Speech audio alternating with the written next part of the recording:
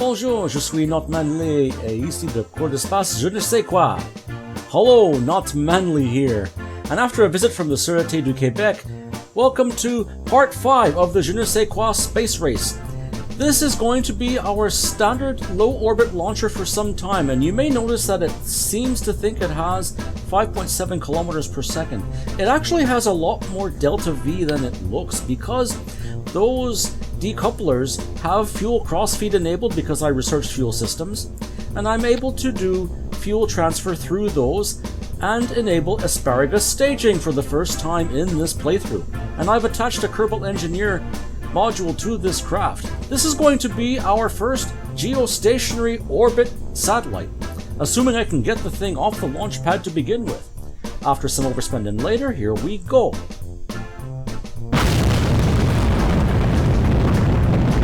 Not bad at all. Going into our gravity turn right away, we have amazing thrust to weight on those reliant liquid fuel engines. The only problem is maybe we got a little too much thrust to weight. We've only got the one swivel helping control this craft with its gimbal, and it is not enough. I cannot seem to keep this thing on course. Nope. And, well, that happened. I just split it apart anyway, gave up on it. Did a fireworks show, and we'll try again. Not bad. And so we try again. This time playing back at 4 times regular speed, and if I do that, you know I was successful getting this thing up into orbit. Take a look at those fuel tank displays I've got on there. That allows me to detach the stages when I need to, so I don't have to use fuel hoses, because I still have to keep my part count down. So I'm able to stage those away when I know the tanks are empty. Now, you may notice that the craft is rotating a bit, and I'm trying my hardest to keep this thing on course. That's because I was silly and I didn't attach any reaction wheels to this craft. It has the Probodopadine Rovemate as the main control core, but the Rovemate does not have any reaction wheels, even though it does have stability control. But we still have the gimbal on that swivel engine, and now that we're high enough and fast enough, I got this thing going full throttle, and we're pretty much just going to fly this thing flat. The next stage is a Terrier liquid fuel engine, and we'll take a look at the total delta V we've got on there. As soon as we drain that stage, we will have over 2 kilometers per second, which will be more than enough to get this craft up to geostationary orbit. And like the previous satellite we sent up here, since we're going to put a craft up in orbit, we might as well put some relay antennas on there so that it can relay signals off to the other side of Kerbin if necessary. Except this craft's going to be hanging out on the same side of Kerbin all the time. There we go, let's just extend those antennas. So that's our next milestone, is getting a satellite up to stationary orbit.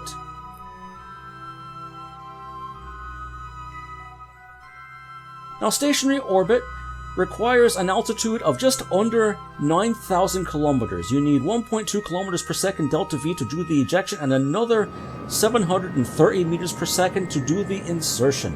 So just under 2 kilometers per second. But this craft has more than enough, assuming I can keep it under control with the gimbal on that Terrier liquid fuel engine. Here I am setting up the second maneuver, 732 meters per second, but that's just to give me an idea of how long the burn will take.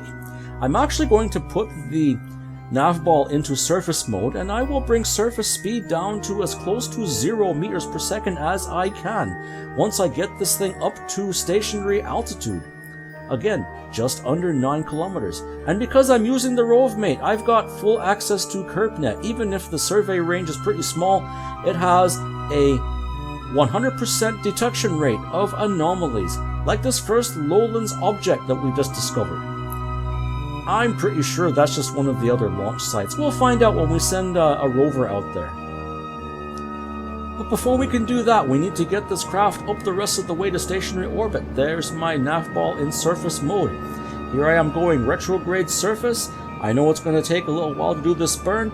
Also, you may have noticed that I've selected the moon as my target. That helps me get my inclination right, because the moon's inclination is 0 degrees. There we go. We're not quite there yet. Just a few more meters per second. Okay, I'm not pushing it past that right now. I can do some adjustments later. But we have fulfilled the contract and we have gotten our first stationary satellite up in orbit. We'll be able to send up additional ones later once we get better antennas. Not bad, and of course lots and lots of words on that contract result. Now we picked up a little bit of extra science so we can finally properly research the Terrier liquid fuel engine.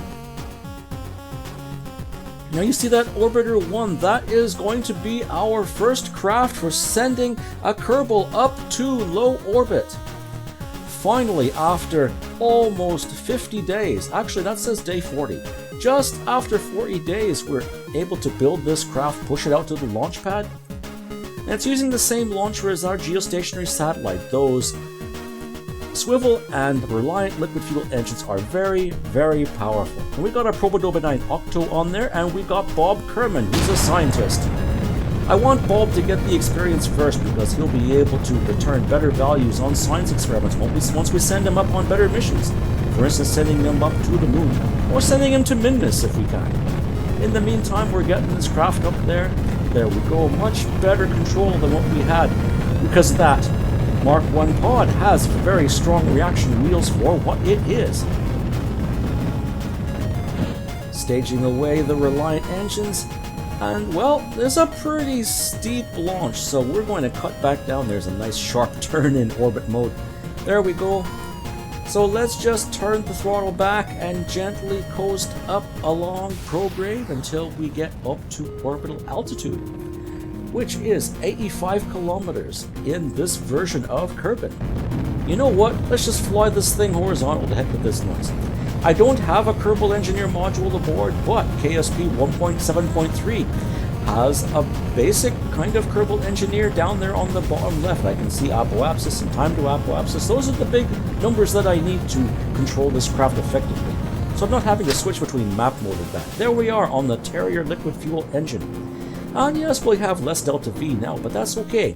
So, low Kerbin orbit requires just under 5 kilometers per second delta V, assuming a vacuum. The atmosphere will make things more difficult, and the Kármán line stops at 85 kilometers, so anything in orbit must have a periapsis above 85 kilometers. And in this case, we're going to set a PE just about 89. That way Bob here can coast out to PE, and then he can thrust up to get up to 800 kilometers, which is high space in this version of Kerbin. And while we're waiting for that, we're going to get some EVA reports, and we're going to get some crew reports and collect some science. We've already got a lot of instrument science up here. All we're really doing is getting Bob up here for EVAs and for experience.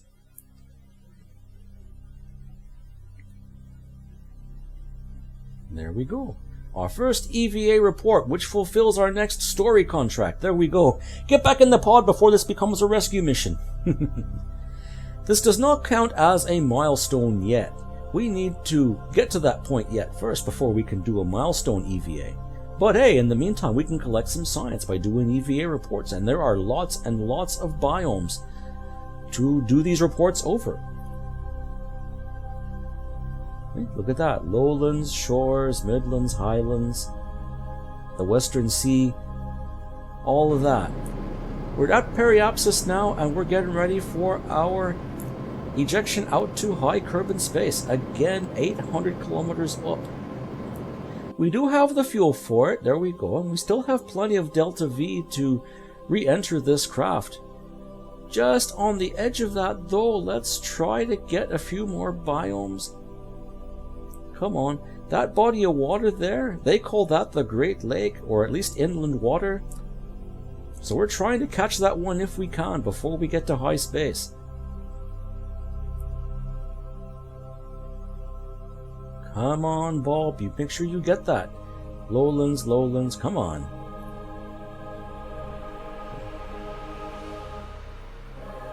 Maybe next time I should send Doug up here. He's an engineer. He can at least do Kerbal Engineer readouts, because he's an engineer. Come on. Look at that. Not only the first one to go to orbit, but the first one to go to 800 kilometers. Okay, lowlands. We're still waiting. 798, 799. There's the shores. Come on. Inland water. There we go. We'll take that.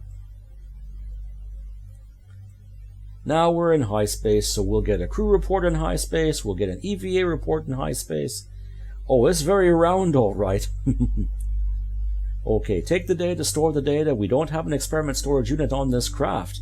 We still have to keep it under 30 parts, but look at that. We got them to orbit. Now we're going to coast back down to 89 kilometer periapsis. I don't want the re-entry to be that harsh yet, so we're going to try to lower our apoapsis as low as we can and still preserve a little bit of fuel so we can deorbit this craft. That way it won't be so harsh a re-entry. You may have noticed I've got no ablator on that pod. Just like our last return craft, we should be able to return this thing from low Kerbin orbit without needing any ablator, so we keep the weight down.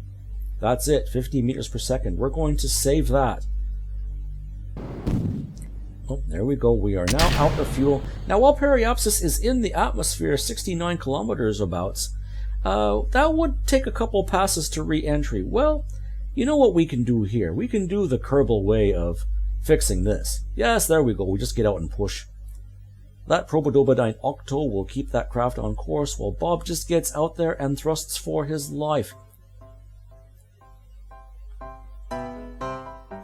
Way to go, Bob. First one to get up into orbit and the first one to get stranded into orbit. Not a problem though. EVA pack saves the day and we get periapsis down to about 42 kilometers before we go to get back in the pod. Not a problem. There we go. Come back home safe, Bob. Now we've done this before with that probe, so we should have no problem bringing Bob back home safe. This is the Mark 1 pod. All we gotta do is make sure we catch enough air to keep this thing pointing retrograde and just turn the SAS off and let Bob here coast to safety. Look at that.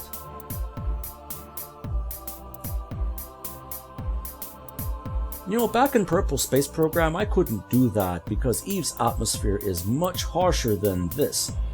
But hey, here we can do it. They went to great lengths to make sure we could do it without any ablator. Look at that. Gorgeous Kerbin sunset.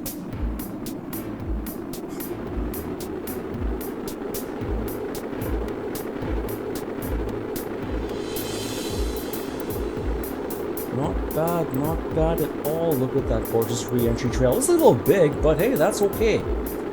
Still looks nice. Now, it is getting pretty hot, just like last time, but that's okay.